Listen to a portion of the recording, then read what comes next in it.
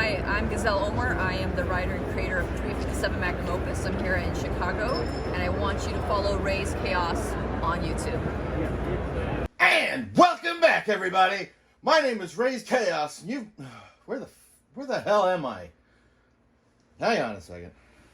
And welcome back, everybody. My name is Raze Chaos. You've made it back to my channel, and I appreciate that. It's good seeing you. And guess what? You already know from the title of the video, but yeah, we got another cover. We've got another comic cover.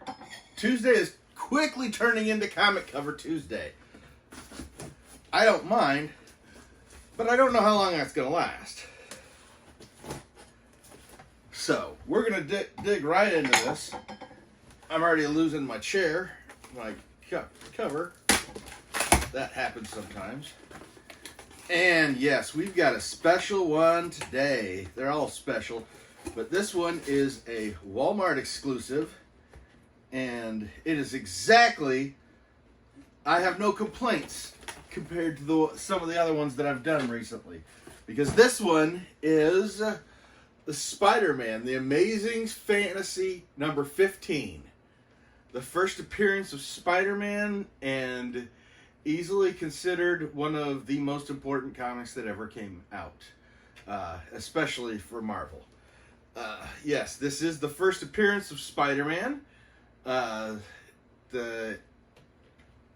looking at him. He is in the pose. He's got a little stand and he's kind of backwards with his arms up.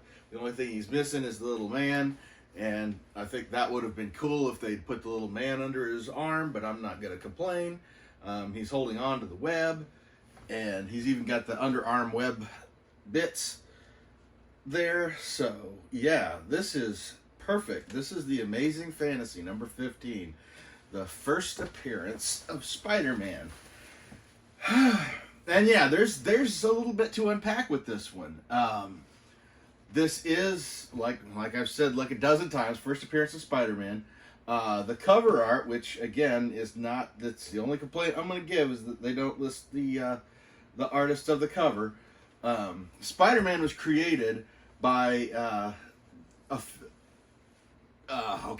officially, so the story goes, was Spider-Man was created by Stan Lee and Steve Ditko.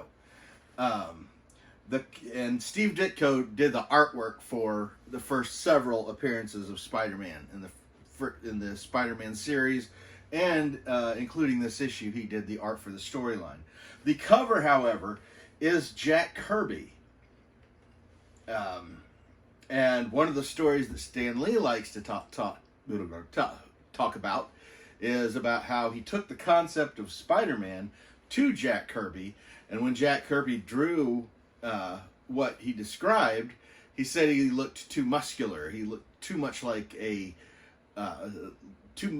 grown man, and he felt that if he took it to, he knew Steve Ditko's artwork would lend itself more to a spindly, scrawny individual, because Spider-Man was a child or a teenager.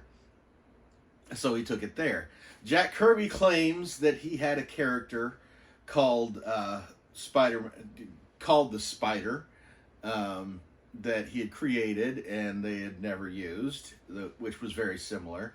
Steve Ditko also claims that he had a character called the Spider, or I think it was the Fly, maybe, but it went along the same way with the powers, where he clung to things. So yeah, when you get back into the golden or back into that era, because this was made well after the Golden Age, you get a lot of conflicting reports. Another thing I did find, because I do research the history of comics and some of the characters. One of the interesting things that I did find was there is a character called Spider Queen. Now, I don't remember if she was a hero or a villain, but she is one of the Golden Age characters. I mean, way back before before Marvel even existed.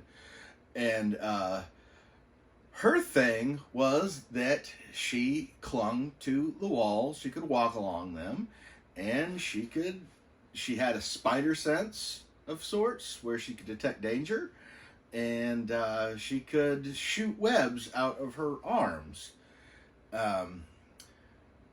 Almost exactly, to be perfectly honest. And nowhere in any of the other arguments is that character ever brought up. But she is a Golden Age character, and I believe her name is Spider Queen. If you go back, you can actually find her.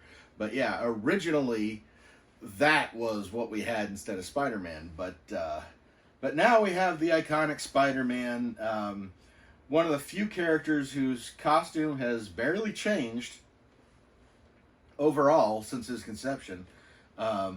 He's gone through a couple of costume changes, like the full black costume, the Iron Spider, all the other different things that they did to make him look different. But they always go back to the black and red. About the only thing that really changes is the underarm webbing. That's the only thing that tended to go away for good. And it still pops up on occasion, depending on who the artist is. So, yes, this is a very important issue. Even back to the fact that when Stan Lee wanted to make this is Amazing Fantasy number 15. It was an anthology book. Everything before that was monsters and such, because that's what was selling at the time. And Spider-Man wanted to do this, or Stan Lee wanted to do this, and he basically got the editor to agree to let him put it in there. He said, it's the last issue. If it doesn't sell, we're already canceling the book anyway. And so he did it, and they actually even changed the title of Amazing Fantasy at this point, because up until issue 14, it was Amazing Adult Fantasy, because they were pushing towards adults at this time. Which, honestly, that title, Amazing Adult Fantasy, sounds like something else, to be perfectly honest. But yeah, they dropped that, made it simply Amazing Fantasy for the last issue, and put Spider-Man in it, and it sold better than anything else that they had that year. And so obviously Spider-Man came back, and he came back to stay. And this is number 5 out of the series. It's a gorgeous pop. I love it, and it's got the Wal-Mart sticker because it is a Wal-Mart exclusive. And I'm going to go ahead and give you a close-up on this guy. And I will see you again very soon, hopefully with another comic cover. But, you know, they're coming in slowly. And I've been lucky to have one a week.